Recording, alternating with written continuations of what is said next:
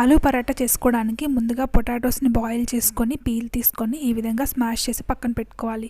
ఒక mixie jar తీసుకొని అందులో కొన్ని అల్లం చిన్నులపాయ ముక్కలు, కొన్ని పచ్చిమిర్చి, కొన్ని ఆనియన్స్ వేసుకొని మెత్తగా కొంచెం కచ్చాపచ్చాగా పేస్ట్ లాగా చేసుకోవాలి.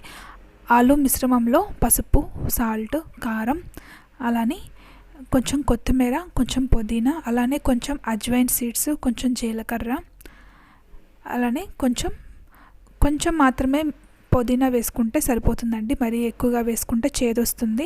కొంచెం కొత్తిమీర, పుదీనా, అలానే మనం పేస్ట్ చేసి పెట్టుకున్న అల్లం చిన్నులపాయ పచ్చిమిర్చి పేస్ట్ అవన్నీ వేసుకొని బాగా కొంచెం ముద్దలాగా వచ్చేలాగా కలుపుకోవాలి. ఇందులో వాటర్ ఏమీ యాడ్ చేయాల్సిన అవసరం లేదండి.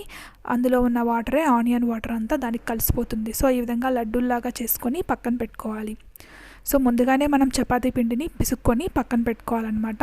సో ఈ విధంగా కొంచెం మీడియంగా చపాతీని ఒత్తుకొని మీరు చేసుకున్న ఆలూ పేస్ట్ని ఇందులో కొంచెం మీడియం సైజులో పెట్టాలన్నమాట.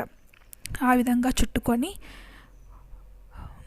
చుట్టుకున్న తర్వాత కొంచెం మళ్ళీ చపాతీలాగా ఒత్తుకోవాలి. అటు ఇటు రెండు వైపులా పిండి బయటికి రాకుండా, అలానే చపాతీ మిశ్రమంలో ఉన్న పొటాటో మిశ్రమం బయటికి రాకుండా మెత్తగా ఒత్తుకోవాలి.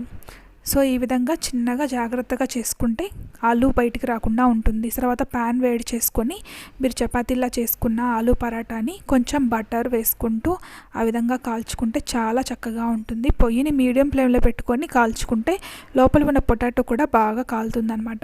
సో ఈ విధంగా బటర్ వేసుకొని తింటే ఆలూ పరాటా చాలా సూపర్గా ఉంటుందండి. దీనికి ఏ కర్రీ అవసరం లేదు, కొంచెం కర్డ్తో తింటే సరిపోతుందన్నమాట. చాలా టేస్టీగా ఉంది. And thanks for watching this video.